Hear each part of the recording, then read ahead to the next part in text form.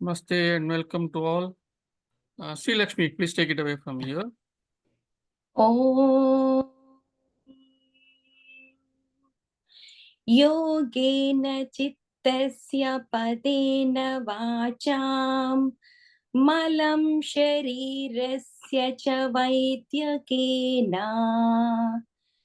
योपाकरोत्तं प्रवरं मुनीनां पतञ्जलिं प्राञ्जलिरानतोऽस्मि आबाहुपुरुषाकारं शङ्खचक्रासिधारिणं सहस्रशिरसं श्वेतं प्रणमामि पतञ्जलिम् श्रीमते अनन्ताय नागराजाय नमो नमः। अथ समाधिपादः अथ योगानुशासनं योगः चित्तवृत्तिनिरोधः तदा द्रष्टुः स्वरूपे अवस्थानं वृत्तिसारूप्यम् इतरत्र वृत्तयः पञ्चतयः क्लिष्टाः प्रमाण विपर्यय विकल्पा निद्रा स्मृतयः प्रत्यक्ष अनुमान आगमाः प्रमाणानि विपर्ययो मिथ्या ज्ञानम् अतद्रूपप्रतिष्ठम् शब्द ज्ञानानुपाति वस्तुशून्यो विकल्पः अभाव प्रत्ययालम्बना तमो वृत्तिर्निद्रा अनुभूत विषय असंप्रमोषः स्मृतिः. Thank you, Sri Lakshmi. Thank you very much. Thank Namaste. you, sir. Thank you, sir. So, let's start this class with where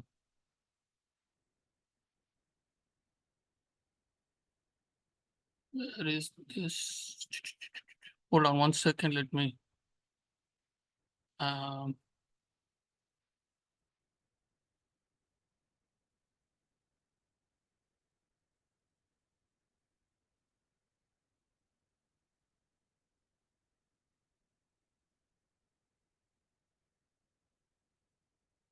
Okay. So we'll start with the first sutra. It's a very simple sutra. Atha Yoga Anushasanam. Atha. Atha means thus. That's a very close translation in English. Yoga. Yoga means here, it's the subject of yoga. Anushasanam. Anushasanam is instructed or that which follows. So if you put all the three together, all the three words put together, Atha Yoga Anushasanam. Thus, yoga is instructed. The yoga we understand by the word yoga, going back to the root of the word yoga, it comes from the word, from the root yuj, means the science of union. Union generally here refers to with our vibrations and higher connectivity. So this is the meaning of the first line in the 196 sutra that we are going to see over the period of next 1 year. The first four sutras are the very high level a summary of the Patanjali Yoga Sutras. So if one can understand the first 4 sutras in full, digest, ponder, and deeply reflect on these sutras, it's very likely that you can crack the code right here. You don't have to go any further. Then everything will be between you and the higher energy. Everything will come to you pouring down from there. So that possibility is very much there. So last week when Dr. Rajan spoke on this, on the sutras, the structure of the sutras, he said it is like a document, a scientific paper, if you will.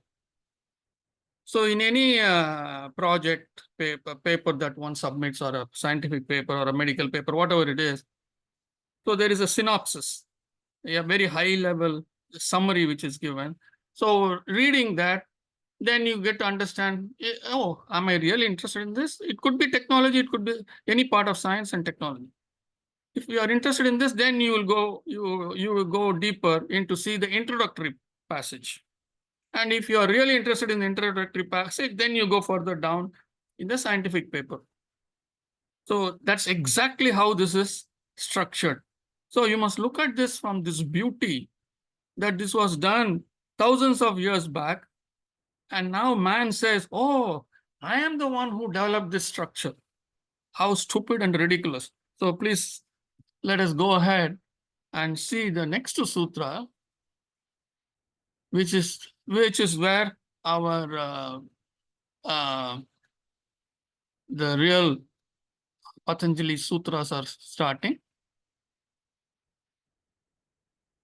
So the second sutra is the most important sutra, because this is the sutra when you go to any yoga teachers training course or any even an introductory course, they will definitely mention this sutra.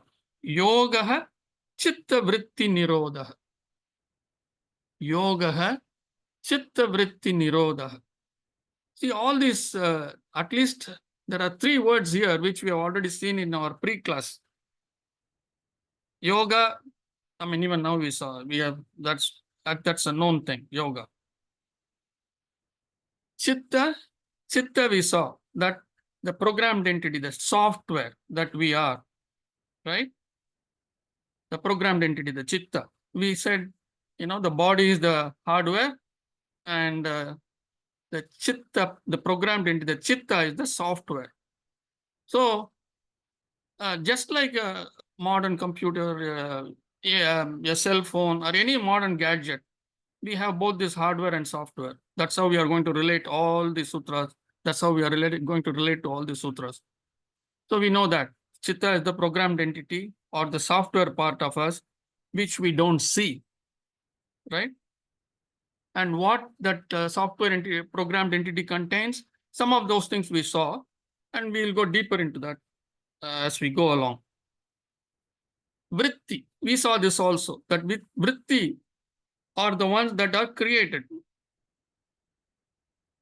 Expressions or activations, or normally in normal parlance we say thoughts. So vritti is that expression or activation. So these are the ones which are getting created. And who is creating this? The chitta is creating this. How is it creating this?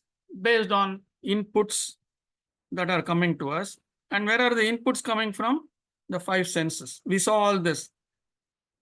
We mapped all this from the input to the output. That's why I kept telling you, please map from input to the output so that it's very clear. All these terms are very, very clear. For some of those who did not attend the pre-class, I'm just reviewing this for them. So the inputs are from the 5 senses: eyes, ears, nose, the taste, etc., the touch, everything. So when the input comes, it wakes up or it is a kind of massage by the kleshas or the impurities. Each of us have our own set of impurities, very own, unique set of impurities each of us have. So we saw those are 5 types of impurities, all that we saw. So these impurities take the input. The eyes, all our eyes see the exact same input, same exact, let us say a rose flower. We all see the exact rose flower, but by the time we understand it is a rose flower, the impurities, the kleshas, have massaged them and gives us different experience. So this is how it goes. So, and then these kleshas are the ones that are, these impurities are the ones which are causing those activations. Then the final word is nirodha. So restricting or controlling. That's what it means, nirodha.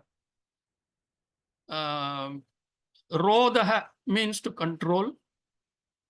So it's actually 2 words, ni and plus rodha. Rodha means to control in Sanskritam. Ni is in a special way or in a subtle way.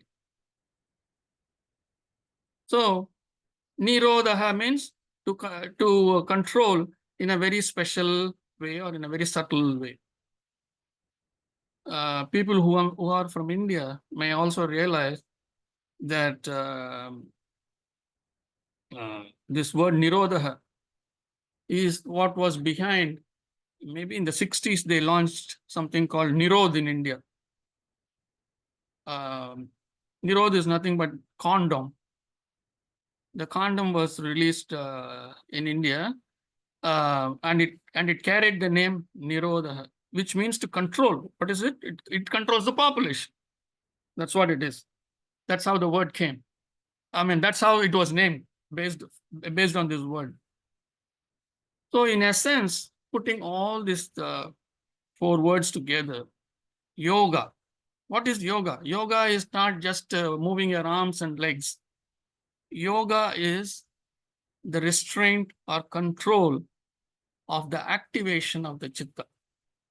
Chitta is keeping quiet, but it is being activated. It is being acted upon, and something pops up, and then the chitta has to process that. So that activation is called vritti. That's what we normally say as thoughts. So yoga is controlling those activations, controlling those thoughts. So we normally say, oh, I have too much of thoughts running around in my head. So this sutra says yoga means controlling that, slowly bringing it down to a state where you can enter into a no thought state and connect to the higher energy. Are there any questions? You have to unmute and speak if you have questions. Please feel free. This is a very interactive class. It's not a one-way street. Oh, that is a chat. Oh, let me see what's there in the chat. This is the largest I could have.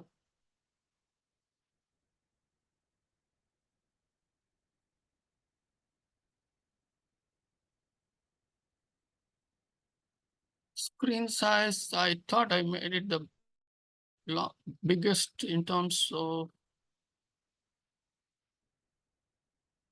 the font size. I made the biggest.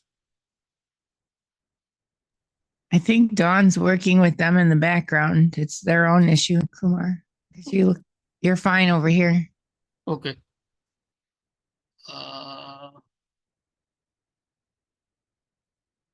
So she was answering to Shashi. All right.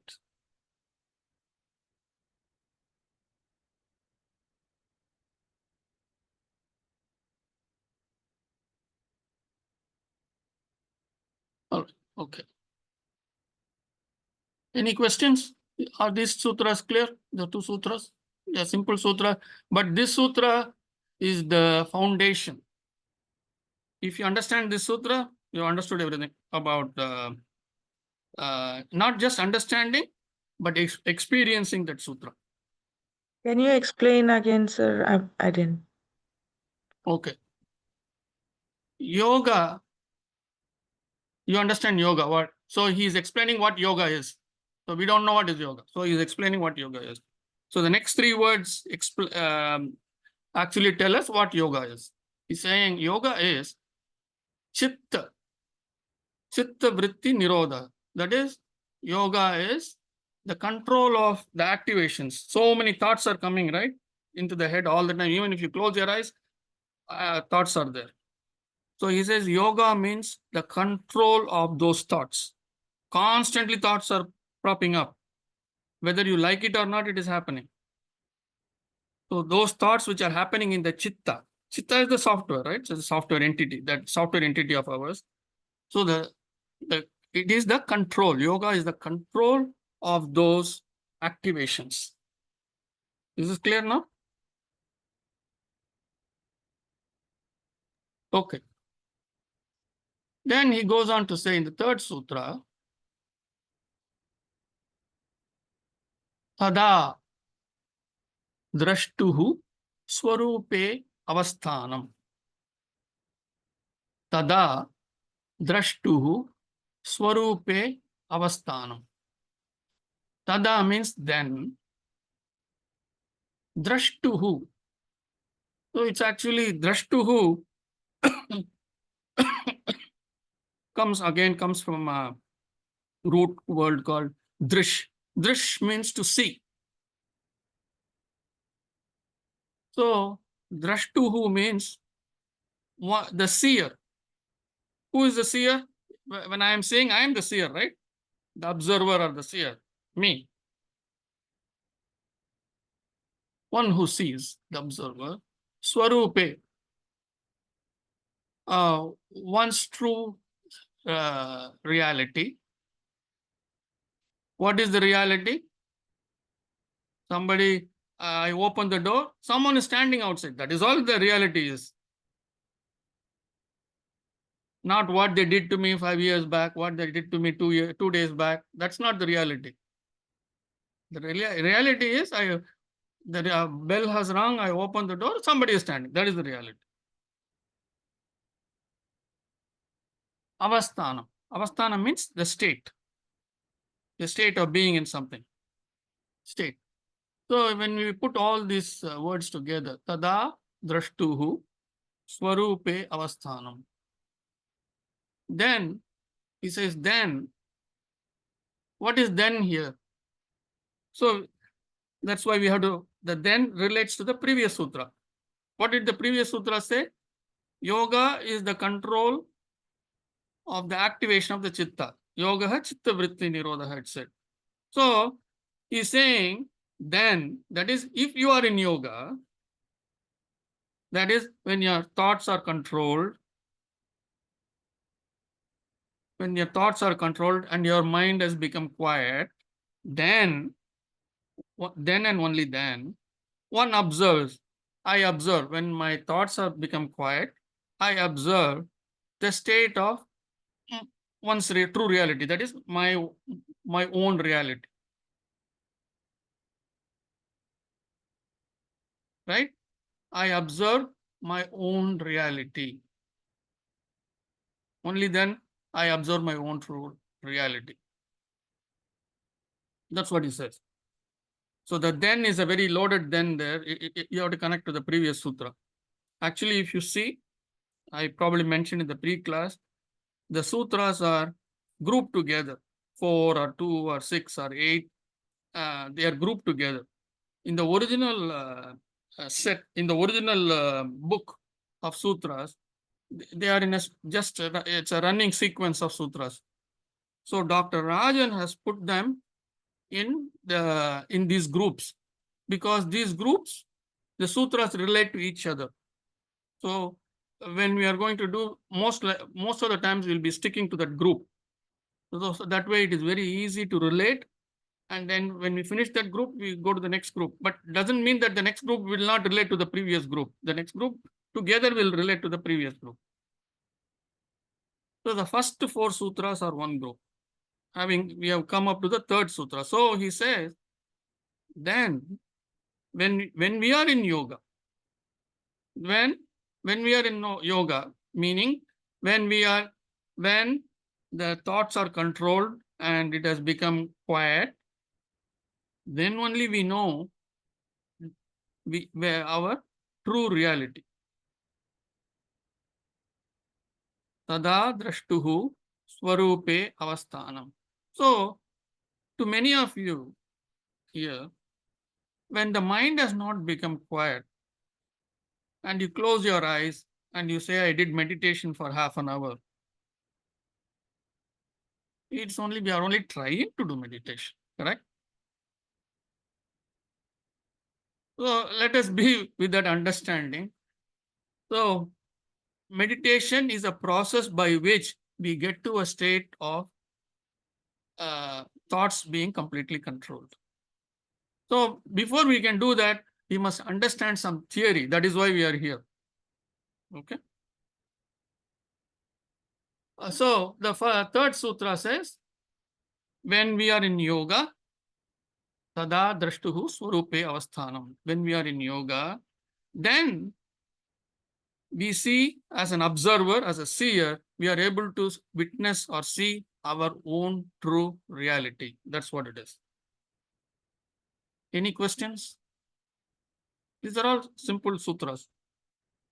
But for new people, it may be difficult. That's why I'm going very, very slow. So I have a question, Kumar. Uh, So what you're saying is yoga is applicable only when you are meditating, you are in a interactive mode, like you are working, interacting with people. Does it apply then also? it applies then also. See, when you're interacting with people, the full focus has to be there. That's what it is all about. The full focus is there on with whom you're connected. That's all it is all about. Instead of letting thoughts go hither and thither, everything is synced and is focused on one aspect or one activity. Although here we are saying it is the control of chitta. Exactly the same thing, right? When you're focused in some activity, you are in that activity. I don't know if I answered your question or not.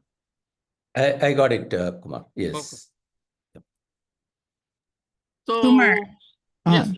I was going to say for Mohan that, like, also in real life, what yoga looks like in everyday world, would be being present with that person that's here, right?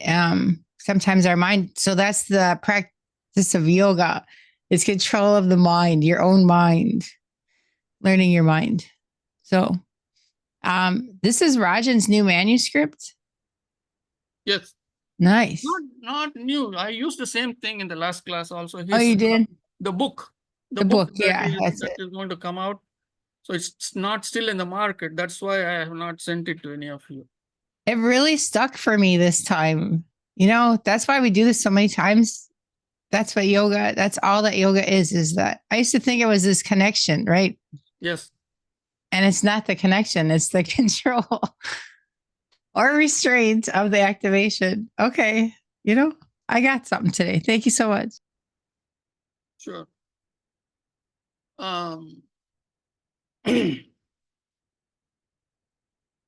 Let's move on to the next sutra, which is Vritti Sarupyam Itaratra. So, having said it, when you're in yoga, he says, you can witness your own true reality. Now, he is giving the converse. When you are not that. So, Vritti Sarupyam Itaratra. So, let's see word by word. Vritti. Vritti we know right now. By now we know what is Vritti. Vritti is activation, the thoughts. Sarupyam. Sarupyam is being identical in form, identical to something, or identifying with something. Itaratra. When not, or at other times. That's the meaning. That is, Itaratra means when you're when we are not in that, when we are not there. So if you put all the three words together, it means when not in that state. Which state? The yoga state. That is when when we are not focused, when the thoughts are not quiet, when we are not in that state. Sarupyam. We identify ourselves with those activations. Then we identify ourselves with those activations, the thoughts, the vrittis. So there are two things. One is you can silence the vrittis and not identify yourself with the vrittis. Please understand the vrittis, where do they come from? They come from the kleshas. They come from the kleshas. So you don't want to get identified to that. So that's what he says in the first sutra. In the 1.3, he says, when everything is quiet, then you really see you're a true observer of this world. So it again goes back to that small example that we had in the class, in the pre-class. Bell rings, you open the door, somebody stands in the front, you see that person as the person who is standing. When you are not in the state of yoga and you identify yourself with all the vrittis that are happening, then you get angry. Oh, this guy did this, or this lady did this. Came and sold me something last week, which, which is, which gave me all kinds of problems, blah, blah, blah, all these things. So, vritti sarupyam itaratra. When you identify yourselves with all the vrittis, with all the thoughts, then you're not in yoga. So that's what the first four sutras are saying. So we are saying this so that by quietening the vrittis, by quietening the chitta, we can connect to the higher levels of energy. So this kind of completes the first section, the very high level executive summary of Yoga Sutras. So we started with the introductory sutra, which said this is just a document on yoga. And then the very second sutra is the meat of this entire thing, of this entire document. It says yoga, what is explaining what yoga is. He says yoga is the control or restraint of the activation of the chitta. So the chitta by itself can be quiet, but it is the vrittis which constantly stir up something. And the vrittis we know is being launched by the kleshas. We know all that from the input right out to the output. So when the thoughts come, then based on our characteristic, the emotions are generated. Somebody might cry, somebody might yell, somebody might throw a punch, whatever. Or somebody might say some sweet words, somebody might keep quiet. So many things are there. So we react, that reaction, and that emotion, that reaction, and then that reaction has to be is being carried out by the senses again. Whether you speak or whether you say something, or whether you keep quiet, or whether you move your arms and legs, whatever. So this is the full cycle that takes place from the input to the output. So he says, controlling the chitta vrittis, controlling the vrittis is yoga. And when we are not in that state, this is the fourth sutra. But in the third sutra, he says, what happens when I am in yoga? When I am in yoga, when I am in that state of controlled thoughts, I become a true seer. I only see, I only observe. And I receive intelligence also. I don't let all these other things that are accumulated in me to color what I'm saying. That's what it means. I'm in true reality. If the fourth sutra says, when I am not in that state, vritti sarupyam itaratra, when I'm not in that state, what happens to me? When I identify myself with the chitta vrittis, that's what 99.9% of the population is doing. That's what we do. We get carried away by the thoughts that are generated. So then we are not in the state of yoga. When we are not in that state of, when we identify ourselves, when we are not in that state of yoga, we identify ourselves with the vrittis. Any questions? So let me see, there is something in the chat. Oops. Would you go deeper on the true reality? How do we define true reality from one's So, perspective? yes, true reality is we are all one. That is the true reality. So if I say we are all one, when we are already not, when we are already experiencing this division, right now we are seeing, right? I am there, you are here, so many people, right? So how can I understand it? So that's why we are going to go through the sutras. The true reality is that we are just one. You are just one. That's what So, you are going to see. so perception is reality, right? What you perceive is reality. We are in perceived reality. Perception is reality. Perceived reality is Dvaita, that we see everything, myself and everything else. So going back to Advaita concept, No, this is one Dvaita. consciousness. We are all in Dvaita. Yeah. Even though we may take a book, or our family might have maybe practitioners of Advaita,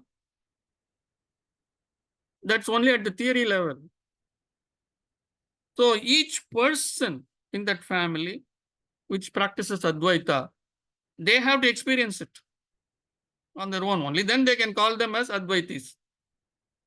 This is what I said some time back in the pre-class to, I think, Yogeshwara. He was asking this question. I practice, I like Advaita, I practice Advaita. Following or reading Advaita is different from experiencing Advaita. So yoga is about experiencing, not about the theory. Yeah, I may call myself as a Hindu because I was born in a Hindu family. If I am not practicing any of the Hindu tenets and principles, am I really a Hindu or a Christian or a Muslim for that matter?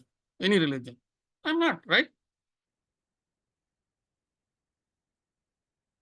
So the true reality is I must be this, but I am not.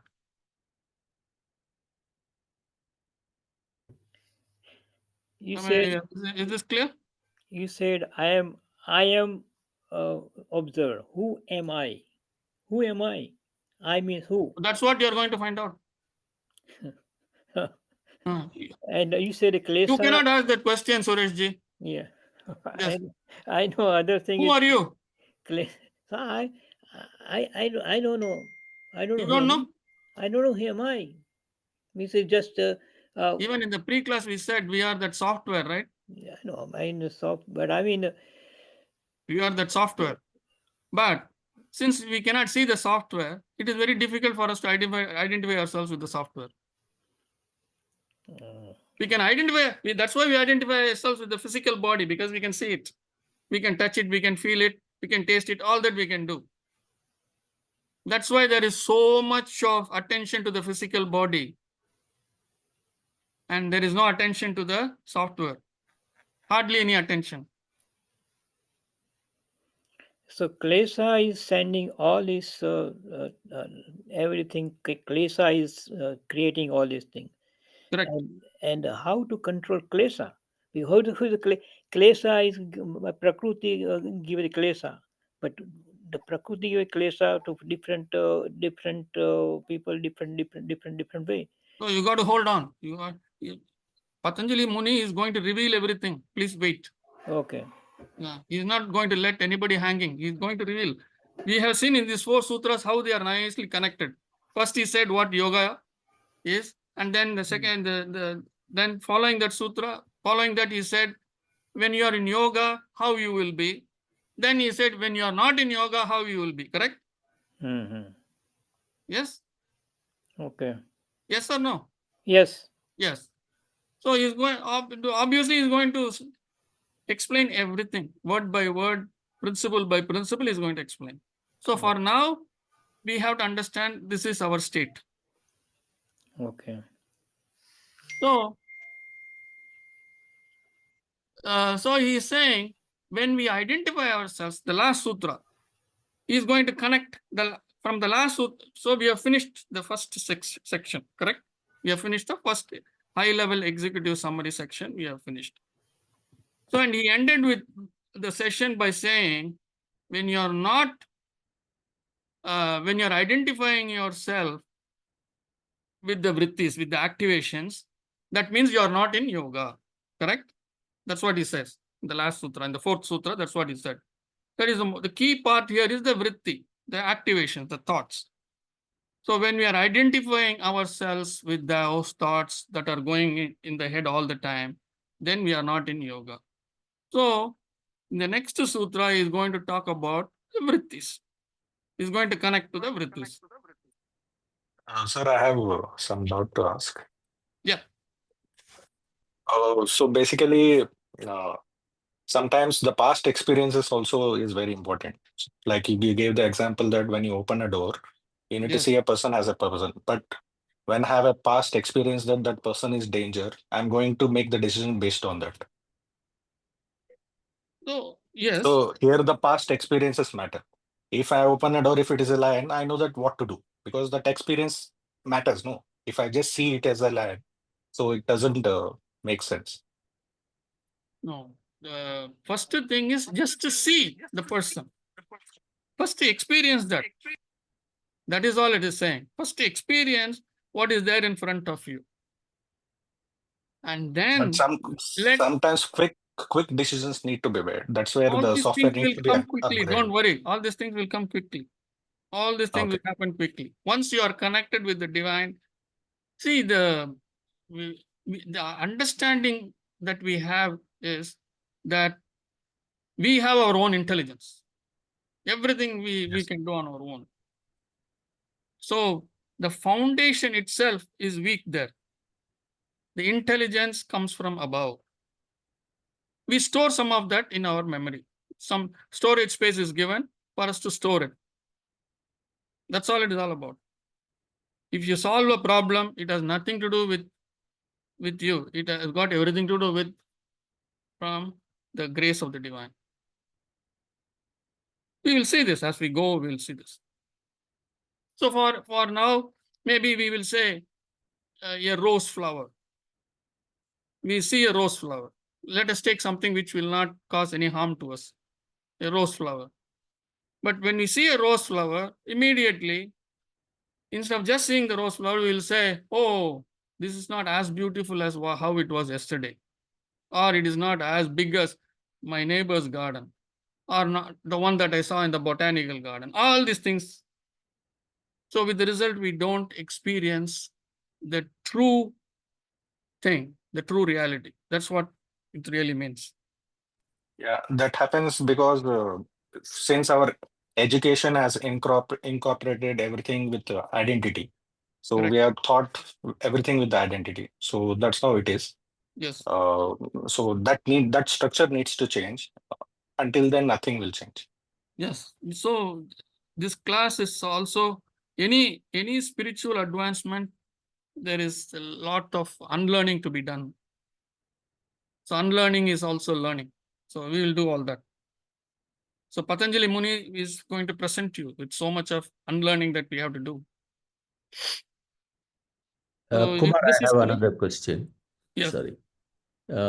If each chitta is different, my chitta is different from yours, Hmm. and if we are able to control so that we have the reality, is my reality different from your reality? So the realities will be different as long as we have the kleshas.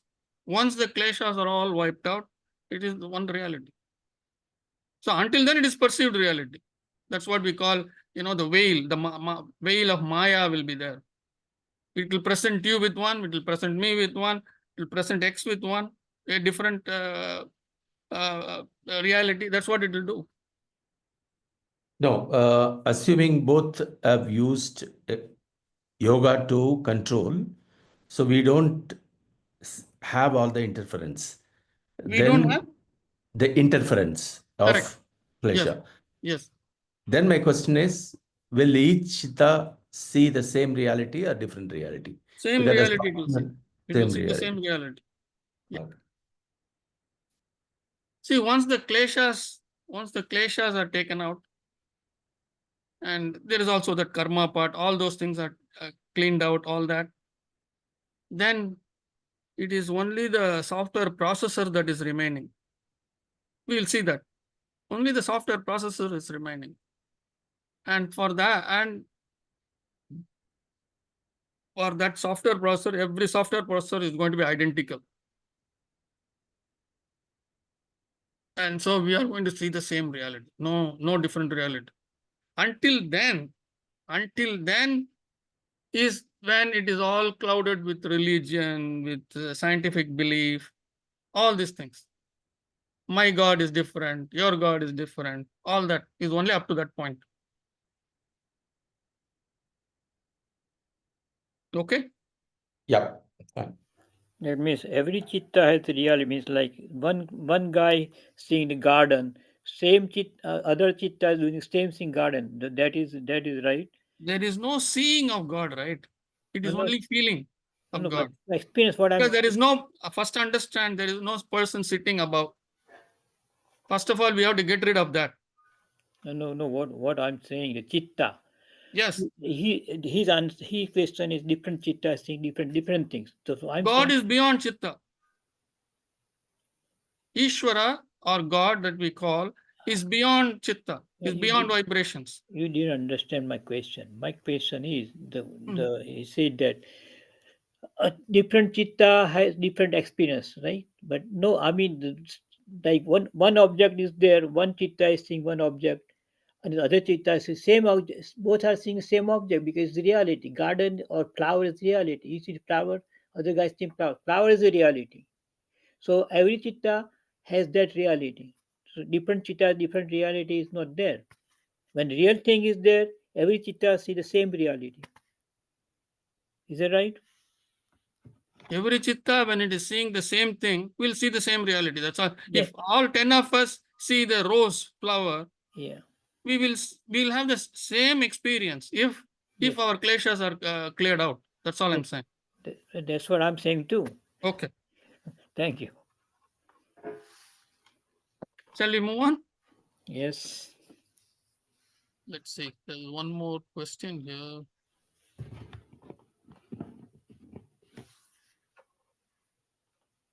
Current thoughts are reality or not? Current thoughts are reality if your kleshas are all wiped out. Shashi. Okay, let's move on. Let me move on to next sutra.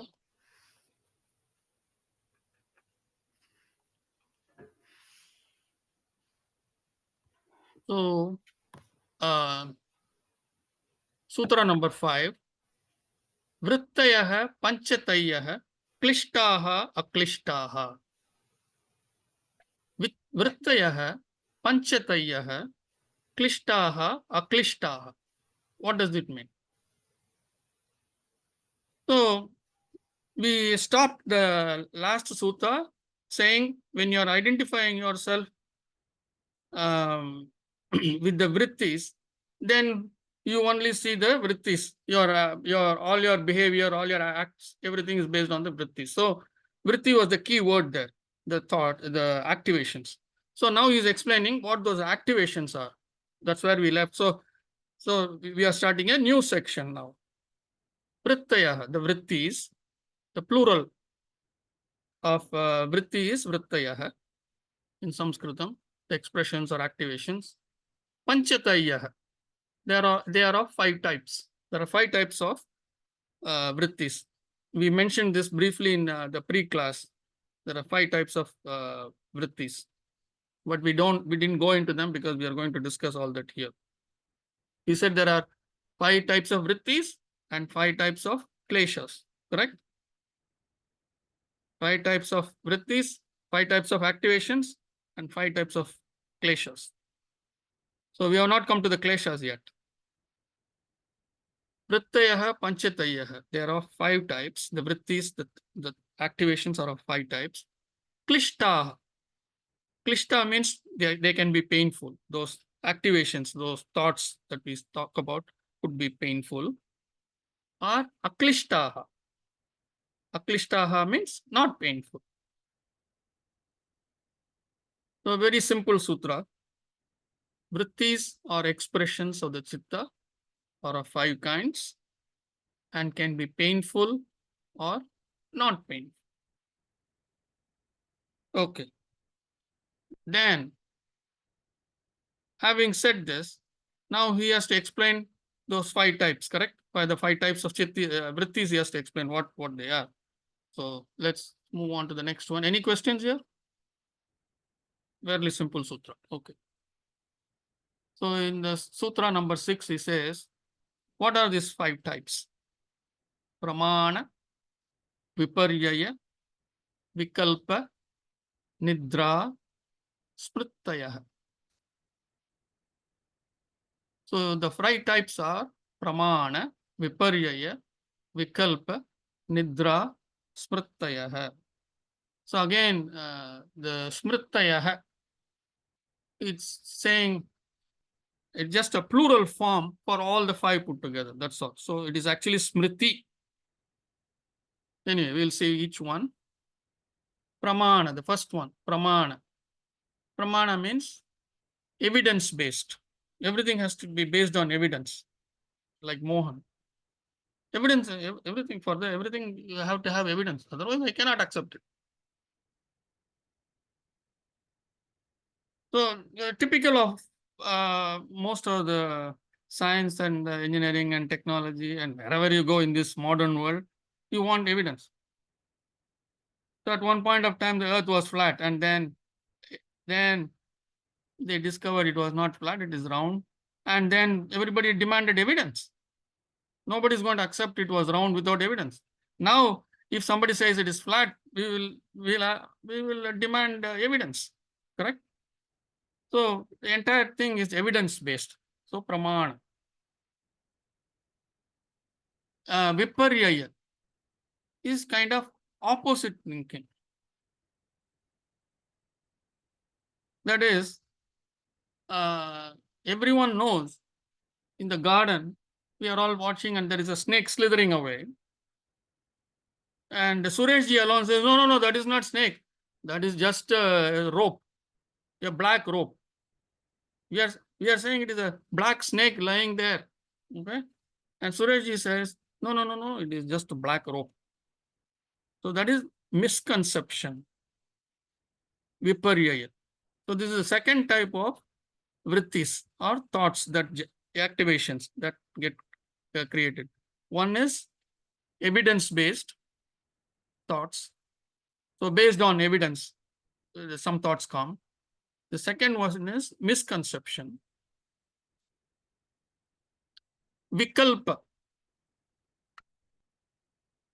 Kalpa means imagination. In Sanskritam, Hindi, and most of the, even in Tamil, almost all Indian languages, kalpa means imagination. Vikalpa, we, even in the previous word, there's that we, most of the time, we means Visesha. Visesha means special. So here, when you say Vikalpa, special imagination here means deluded. Vikalpa is delusion, meaning there is nothing in the garden, but I am saying, oh, there is a snake. So that's the difference. In the first one, there is something.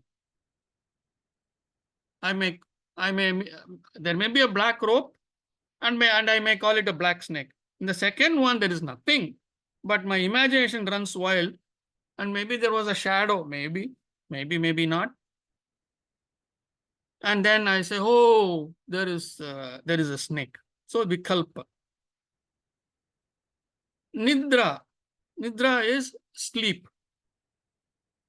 When we are in sleep, everything is quiet, right? So that is one kind of activation. Why it is an activation, we will see. Smriti is memory. So we know that we store a lot of things in the memory and we retrieve from that memory. That's how we say, oh, this man who is outside is not a good fellow, like what Nandi was pointing out. So these are all different types of vrittis. So in memory, why do we call nidra? Nidra seems to be all nice and quiet. Actually, in nidra, although we are sleeping in very deep sleep, this is for everybody. Although we have all these thoughts and things like that during the day, and we are unable to connect to the higher energy, higher power, God, whatever you may want to call. But during sleep, and especially when you're in deep sleep, this connectivity happens on its own for everyone. Connection with the divine happens with the higher energy, happens for everyone. That's why many a time when you, before you go to bed, you have a very deep question. You have thought about it for a while, you couldn't find a solution. Then you say, okay, tomorrow morning, I'll think about this, and you let go. And you let go. That's most important. And you let go. Many times in the morning when you wake up, there is a solution. So it was kind of a prayer that you made without even doing that prayer. You submitted saying, I will do it. I'll think about it tomorrow. And that was taken up by the divine. And the answer was downloaded to you. And next morning when you wake up, it comes to you. And in history, there are plenty of examples of this. Great scientists have had this. And you don't have to be a great scientist to get an experience like this. All of us would have had an experience like this. When you wake up in the morning, you have a solution. Not only that, along with that, there is some downloads from above are happening on a regular basis. These are for the immune system, etc. So these happen only in very deep sleep. When everything is put to sleep, only then we are able to connect to the divine. What kind of that is why when people don't have good deep sleep, they become susceptible to quick diseases, getting diseases, infections, all those things happen. That's why, and even if you go to modern science, it will tell you you need to have good deep sleep. Why is it happening only in deep sleep? So we'll look at it a little bit more. What happens? See, this is a software, right? And I said that, and there is a software processor also. It's not working on the brain as such. It is not using it's when we say hardware, whatever software is running, it's all running as vibrations. So it may be using some parts of the brain to store and things like that, but it has got its own software processor. Just like you say Intel inside. For each laptop, we say Intel inside. For each computer, we say Intel inside, or this is AMD inside, whatever. We say there is a processor that is inside, correct? So similarly, there is a software processor in that software that we have downloaded. Our software contains a software processor. But the software process is constantly kept active because of all these activations that are taking place. So with the result, the energy is fully focused on all these things.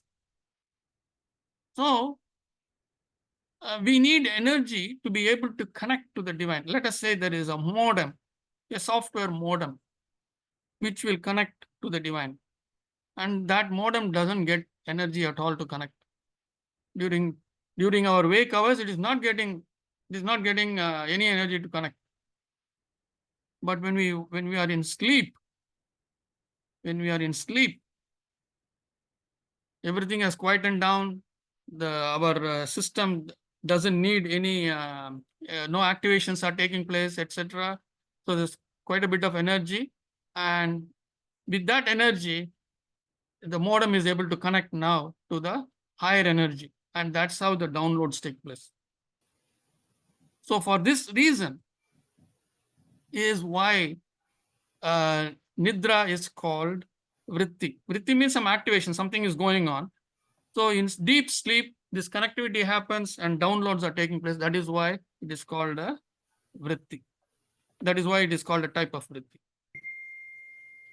So in deep sleep, this happen, but like the dreams and all are coming. All dreams are coming because you are not in deep sleep. So all memories come that time. What has all old memories and everything comes a dream.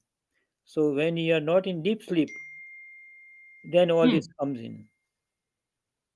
No, I didn't understand your question. What I'm saying, when you are very deep sleep, yes, then connectivities come. But we are not in deep sleep. There yes, are all thoughts and memories coming like in dream. yes, Express a dream. yes, Is it right? Right? yes. So all memories coming when you are not in deep sleep. Yeah, obviously you're not sleeping properly. That's what it is. Yeah. So all The dreams are. question comes only when we are in deep sleep. When we are in deep sleep, the question comes, I am in deep sleep. I know nothing. Then why are you calling this as a vritti? That is the question, right? Patanjali Muni says this is a vritti. So then we have to understand why deep sleep is vritti. Mm-hmm. And why sleep is not samadhi. Samadhi is completely, everything has become quiet and connected. Why is not samadhi? Actually, we will see. This is the difference between samadhi and sleep. We'll see that when we get to the samadhi definitions. We'll see this. Okay. Thank you. But for now, we have to understand when you're rolling on the bed and you're not having a good deep sleep, that means the vrittis are all active. That's why you're not having a good sleep. Does it make any difference if the sleep is artificially induced with pills? Like if I take melatonin, I will have deep sleep. Does it make difference in the quality of the software processing? When supposing I take alcohol, yes, to fall asleep, let us say, so then I have to face the consequences. Next morning, I wake up with a hangover. Yes. Yeah. So it's a temporary thing. We will also see that one can take drugs to attain certain experiences, but those are all not recommended.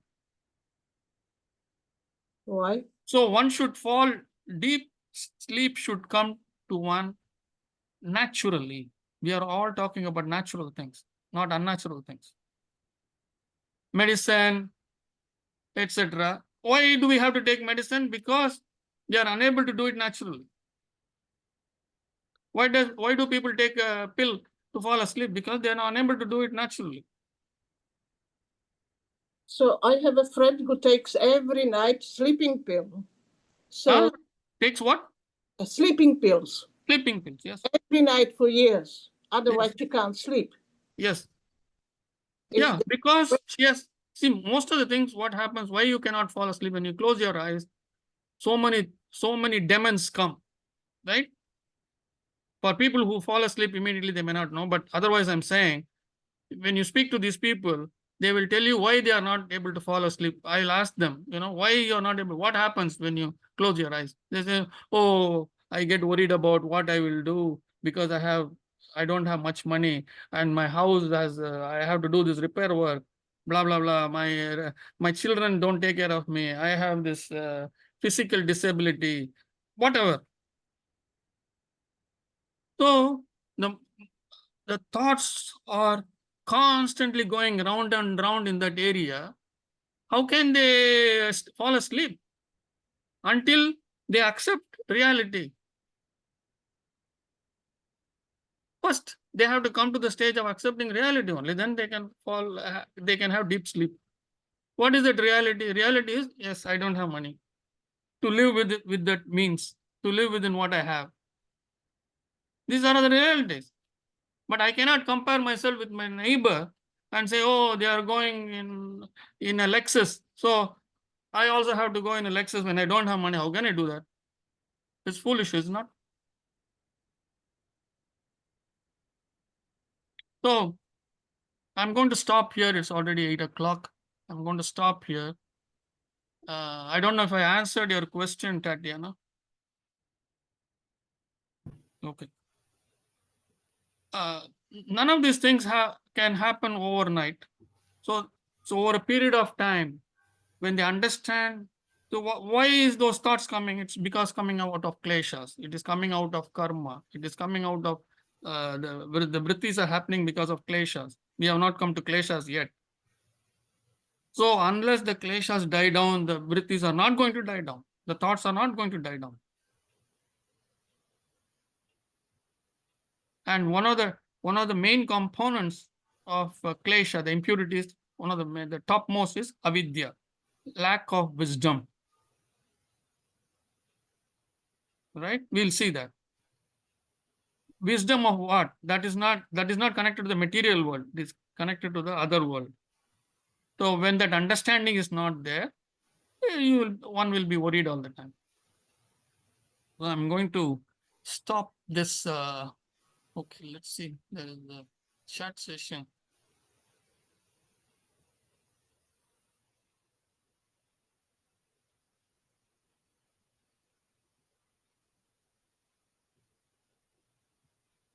I'm going to stop here.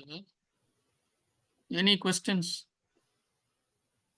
Especially Lavanya, Robin, Julie, you're all new. Yeah, especially, Robin and Julie, your first class. Was it a shock? A pleasant shock? Pleasant surprise? Or a shock to your system? Thank you, Kumarji. Though I have one problem because the last Saturday you sent a link. I'll come back to you, Sureshji. Hold on. Let me listen to Julie, what she has to say. Namaste and thank you. Namaste. There's a lot to take in, and you're filling in a lot of gaps. And I was invited by Tammy and then Rajan. I had met him quite a few months ago. He came to Chicago. But there's a lot of information here, but like I said, it's kind of like pulling everything together for me. Okay. A lot of unfamiliar terms for me, but I'm learning them, one by one, but a lot of them from Rajan are coming through, and I'm like, oh, that's what that means, and that's what that means. So Yes. thank you for all of this. Yes. See, yeah, as long as you're at it, especially all those concepts that I sent you, read them. And then I think the document that I sent with all the sutras, if you go all the way to the back, I think there's a glossary, which probably has meaning to many of these words that you probably don't know or don't understand. Feel free to send anything that you don't understand. You can either send it to me privately or you can post it in the group. Doesn't matter. So we have 1 week to catch up, right? So this 1 week, please review what we have done. We have done 6 sutras today. So review those sutras, and whatever you don't understand, post those questions, either privately or in the group. Group is great because maybe there was others who did not get the time to post that question, but they really had that question. So you are really helping them. Okay. Yeah, Thank you. sure. And nice to meet all of you. Yeah. Kumarji, what I'm saying is this Saturday you didn't send a link to connect. Like last Saturday, you said that this is a. No, I am not going to send the link. In the acknowledgement email that you received when you registered, that link is there. Yeah, but in that link, they give me the meeting ID. I put that meeting ID. That they said is invalid meeting ID number. In the, No, no meeting ID. If you scroll all the way down, there's a clickable box. You just click on it, you will link. Yeah, that's what I did webinar. But first I'm going to Google and put the meeting ID. It is given over there and passcode. But meeting ID says invalid meeting ID. So then I just tried many times. Then I send you a message. But then again I go to my old. So now you know how to link, correct? Yeah, now I know my old mail, July 26 mail. I mean, no, before that, then I said, but when I registered, I saw my email register confirmation. Then I found it out. Okay, So, good. so you're not sending link like every day. No, not every week. No, this is the But- only one. So save it somewhere. Make it Okay. as an icon, whatever you want to do, so that you can click on the icon every week.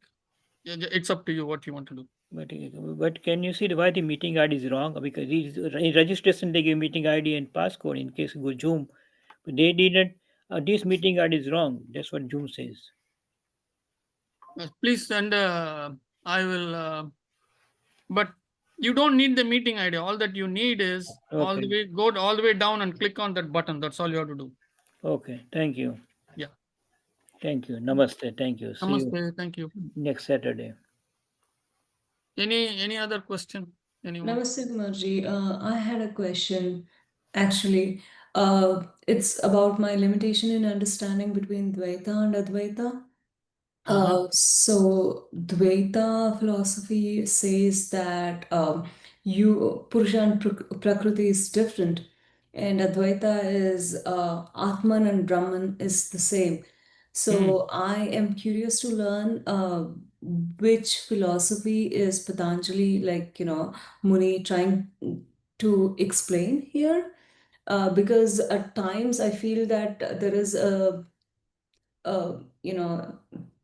it is converging at times, and then again the concept is different. So I'm really little confused about what are we trying to follow. Who is speaking? I don't know who is speaking. I'm Ashwini. Oh, Ashwini. Okay. Yeah. You have to wait until the 4th chapter, Okay. the last sutra. Will explain. So please wait until then. Be patient. Okay. The last two sutras will explain what is Advaita and what is Visishta Advaita. And Dvaita we don't have to explain. Dvaita means two. Dvaita, Dva means two. Dvaita means two states. So I am different from God. That's where we are today, right? Yeah. All of us, we are in that state. I'm assuming that all of us are in that state. It makes it nice that all of us are in that state. Okay. That I am different from the true reality or true this true spirit or true energy or whatever it is. So that we don't have to explain. The other two states, Advaita. Advaita means not two. Even instead of saying one, they say not two. It's always only one. Okay. Aham Brahmasmi. I am the one. Not two. Advaita. And then Visishta Advaita. A special case of Advaita, but not really Advaita. So these two things will be covered by two sutras, the last chapter. The last two sutras will cover that. So you have to be patient. So I don't want to say too many things about that now, but if you want, we can talk separately. Okay. Privately. Okay. Okay. Sure. Because if you already have some background, I can talk to you. But too many things, not right now. Okay. Thank because you. I don't want to overload others in the class. Got it. See, already, it's a lot of new terms that I'm throwing at you. So you have to register a lot of things. I want to show a little bit. I want to show a PPT. If you all are patient, I can show that PPT, which will give you some idea of where we are with respect to the higher energy. Is it okay? Or if there are any questions, I'll Sure. answer the questions. I do have a question, but Yeah. I think we can review it at the end after the PPT. Yeah, I know that you're excited about knowing what's there in the PPT. Don't blame me. Okay, here we go.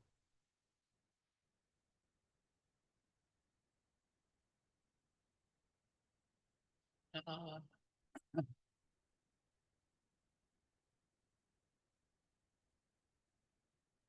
Can you see this? Yes, sir. Okay, you can see that.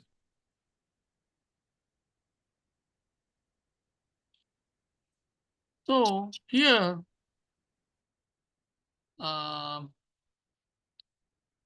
as you can see, there are three zones.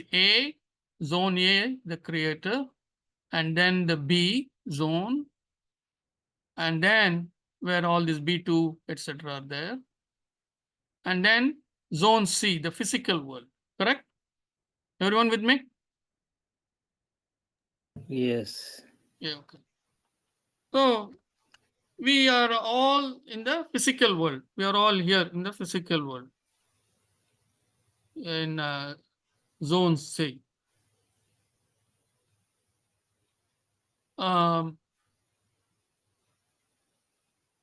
These are all the C1, C1, C1, C1, C2, all that are the C2 or the gross body, our body. Our physical body is that gross body. That's what we are. And then C1 is the body of vibrations. We spoke about it last week, that the software, hardware is the gross body. The software exists in us in vibrational form. Those are the ones which function through the nadis, which travel through the nadis and communicate through the nadis. And then this is in the zone C area. Okay. Just above that is the individual chitta. So each one's software. So this is the subtle body, is the vibrational software, and the B2 is the software. Let us say one is the code, the other one is the running code. The vibrational one is the running code. It is running all the time. This is the one which is waiting, like in a magnetic disk, or in cloud or whatever. It is in storage, let us say. And then this is in zone B, and these are all connected. If you see, B's are all connected to something called a cosmic chitta. You will see what this cosmic chitta is. And the cosmic chitta is in turn connected to Prakriti, which we can say divine godmother. And then divine godmother is connected to the cosmic intelligence, Ishvara or Sattva Purusha, etc. So this is the connection. So if we look at this, the cosmic intelligence lies above these zones, zone C, zone B, and zone A. So cosmic intelligence, or that Ishvara, or that one true reality is outside of all this. It's outside of all this. It's in its own zone. It's in its own area. It's in its own region. Then the cosmic intelligence is the one that has launched the first chitta called Prakriti or the divine God mother. Because for creation, there has to be something which is creating all the time. And the highest intelligence, the cosmic intelligence, doesn't want to be involved in that all the time. It just gives instructions and goes back to what it does. Ishvara. So Prakriti is the one, based on the requirements, launches various chittas based on, and for that she has a manager or a vice president or whatever you might call it. So this is the CEO, this is the chief technology officer, let us say the Prakriti, and then you have the vice president or the president, which is the cosmic chitta. And the cosmic chitta, based on the requirement which is sent by the Prakriti, that is the intent of Prakriti. So the Prakriti is giving that feedback or the input, and that is fed into cosmic chitta. And then depending on that, the chittas are launched. You can see this is the software of each one of us. B1, B2, B2, B2 is the individual chittas, individual chitta of you, me, everybody here. These are all launched. And it is still not born. It is just existing there. And it is waiting to find a human body. When will it find a human body? Only when a couple here on earth, their karma matches with the karma here. When the two karmas match, the conception takes place. That's how that chitta comes down into a human body, and that's how it is born. And it's a program. Since it's a programmed entity, it exists as subtle body vibrations. It exists as vibrations. The programmed entity, the software exists as vibrations in the human body. At this stage, it is all electromagnetic waves. It exists as electromagnetic waves in our body, traveling through the various nadis and things like that. Some of the life in yoga people or even others, when you are deep in meditation and you're trying to heal yourself, you might have felt the movement of those vibrations through the nadis. So this is possible for anyone and everyone. It's not just it is special to somebody. You can feel it yourself. When after sufficient practice, you'll be able to feel this. So this is what I wanted to show. Any questions here?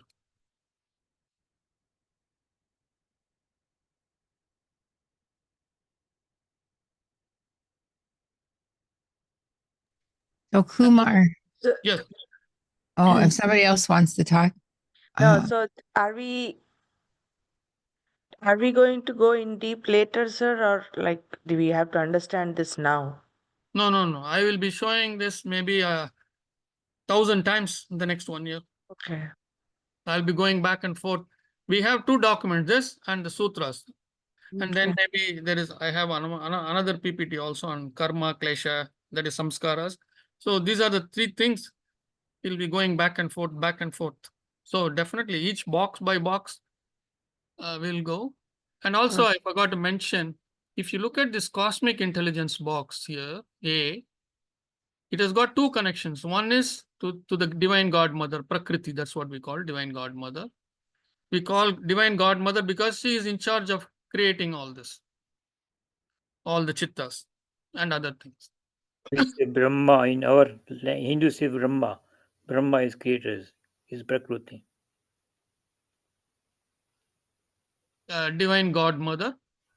So, and then we also see from cosmic intelligence that there is another line that comes and connects with each individual chitta. Can you see that? That is from the green box, from the top, the green box, all the way down, and then to each individual chitta. That is how we are directly connected to the higher power, the highest reality. We are also connected to the Divine Mother through these paths, and we are also directly connected to cosmic intelligence. This connection that we have is what gets broken around the age of 7 or so, which is strong until then. It becomes very weak and it breaks off. And this is what we are trying to connect back to. Through all this understanding, this is what we are trying to do.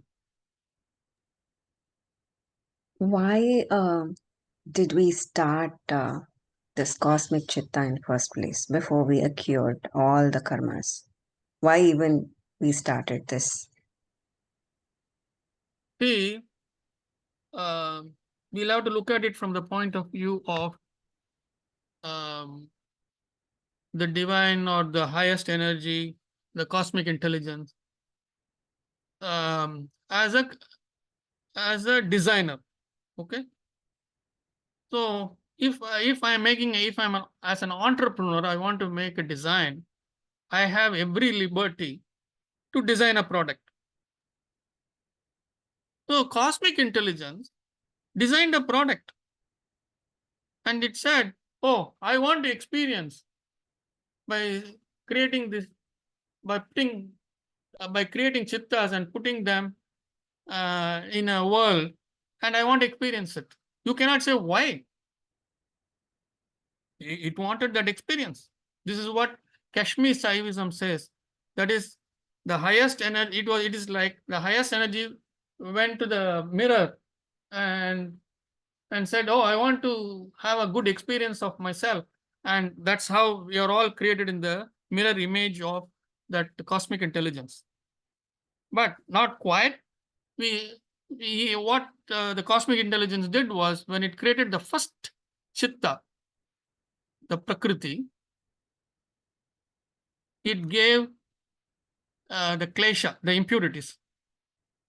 That is what we call as mula klesha, or the root impurities, root klesha, mula klesha. And then the divine godmother gives all that little by little, whatever needs to be given to each individual chittas. That's where it comes from. It comes from the mula klesha, from prakriti. Why did the cosmic intelligence give that klesha? It's up to the cosmic chitta. You will see that without that klesha, there will be no desire, nothing will be there. And the universe will be pretty much dead. Everyone will be sitting. Everyone will be sitting and doing nothing. Exactly. I'm wondering, why are we even playing this game? Like, it's the intent of the cosmic god. Yes. Why? You come again? Why are we playing this game of, several That's going what through I'm the saying. karmas? He's the designer. You cannot ask So him. he wanted to. Yes, he wanted to. So chitta is not our choice. What is it? Chitta is not our choice, basically. The chitta is predetermined. We are the chitta, correct? We are the chitta. Yeah, we are the chitta, but it's the original source code is not ours. It is from the cosmic. Yes. Okay. It is a divine, just like you are a mother of a child. So we are all children of the divine godmother Prakriti. Okay. And how your child will carry characteristic of you, that's how the divine godmother's kleshas or impurities came to us. And now we have to work to get rid of them. So divine godmother has been very kind to make us work. Every mother at home tells the child, right? Do this, clean that. Nah, don't we do that? No, divine godmother also done that. In simple language, it says that it's Prakriti director, we are all actors. Yes. And whatever they us to tell the role that we are doing, that's what it is. Prakriti is directing to us to do. Yeah.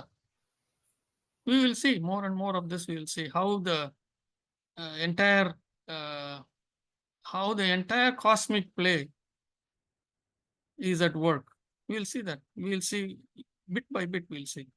Today, I'm giving you a very, very big picture, and we will go back to this PPT again and again. Like I said, we may be going to it 1,000 times. Kumar, Yes. I'm thinking that on the PPT, so Prakriti is like a thought that cosmic intelligence had. Yes. And we are like operating in that fraction of thought of our Prakriti that we came from. Mm-hmm. So how many thoughts? How many thoughts did God have? Actually, some of our Hindu depictions of God has 1,000 hands and 1,000 legs and 1,000 heads and all that, right? Not 1,000 heads. I mean, one head, but 1,000 hands, 1,000 legs, and all that. Durga Devi and all that. There are so many variations. So if you look at it, it is actually depicting the various chittas from the divine godmother. That's what it really means.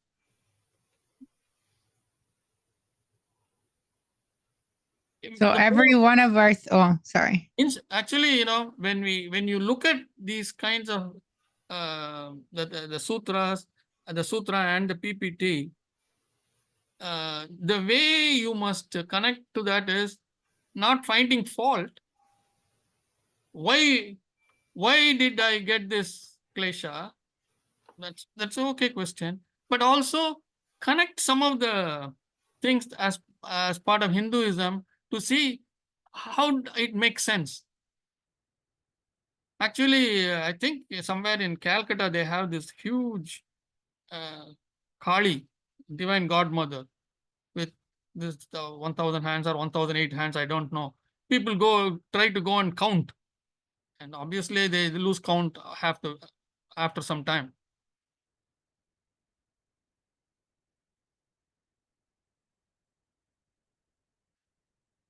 It is very, very interesting, but much more interesting to ponder, to look inwards.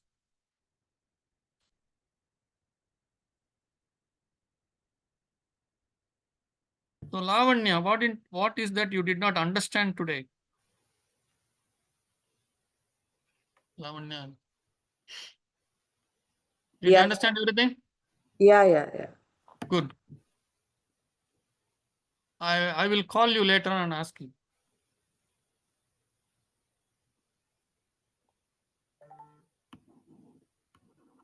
Welcome, Madhavi. Madhavi is my one of my old students.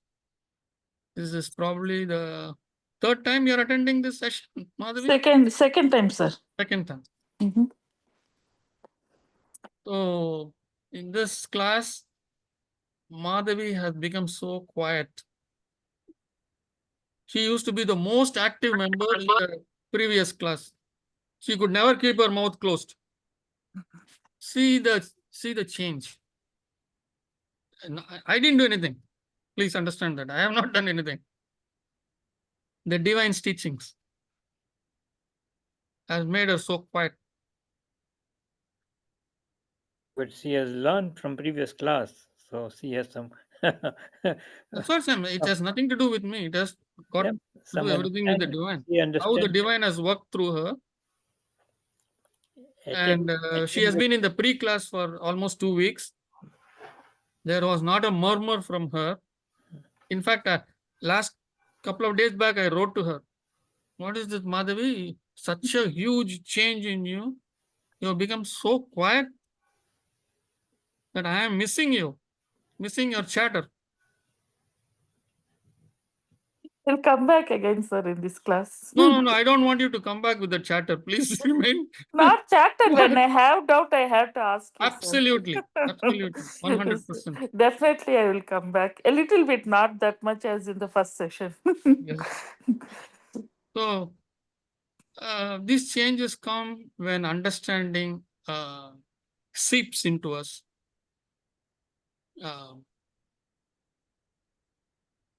So let it happen. Let it happen on its own. So it's important to understand, to ponder, to review everything that we discuss here. So 6 sutras we have covered, and I'll also send you the word by word, whatever I showed you on the screen today. I'll send it to you, because the earlier script is only sutra and then the summary, right? In Sanskritam, in English, transliteration and then the summary. But the one that I showed you today has word by word meaning. I will send it to you. For the 6 sutras, I will send it to you. Spend time looking at it and the sutras, and take it deep inside, ponder. And if you have questions, please send it. You will see, the idea is we must all travel together. No child left behind, kind of thing, no student left behind. Every student has to move forward and move with that deep understanding. Not just saying that I have understood, not just saying, oh, yes, and nod your head, but truly understand.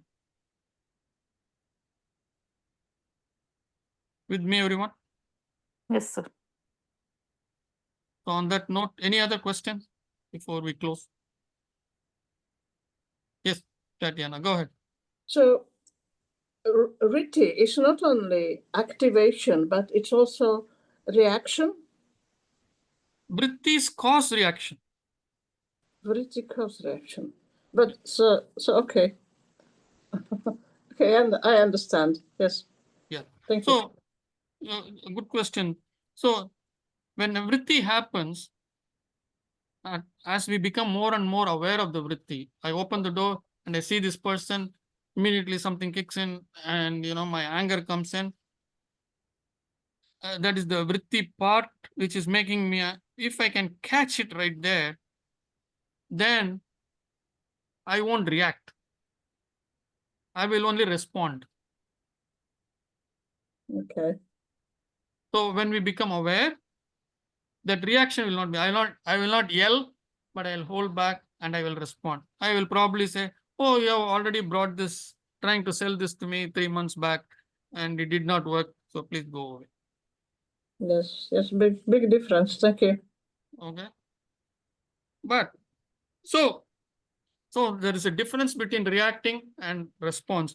And many times that you will find that you don't have to respond. Keeping quiet will take care of it. That's what generally we don't do, right? Yeah, more difficult. Yes. And Madhavi has done it beautifully. Thank you, sir. Any other question? So that is the clear distinction between reacting and response. React and response. In a normal setting, we are reacting all the time. You say something, immediately I say something. Blah blah blah. Any situation. We hear something, we react. We see something, we react. Instead, respond. Yes, require training. Yeah. But we studied in engineering, every action is a reaction. So in engineering, we studied every action is a reaction. Is it right? Every action has an equal and opposite reaction. Reaction, yes. So we have to change it. We must say every, yeah. That's what we studied in engineering. Yes. Okay. So we must say every stimulus, every response has an equal and opposite response. Every response has an equal and opposite response.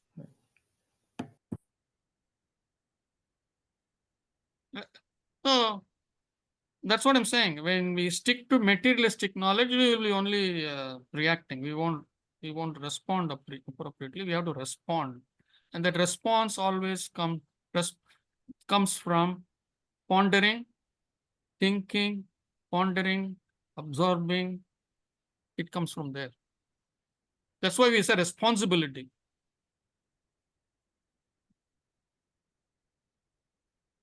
We have the responsibility to respond and not react. Yes. So we can keep playing on these words.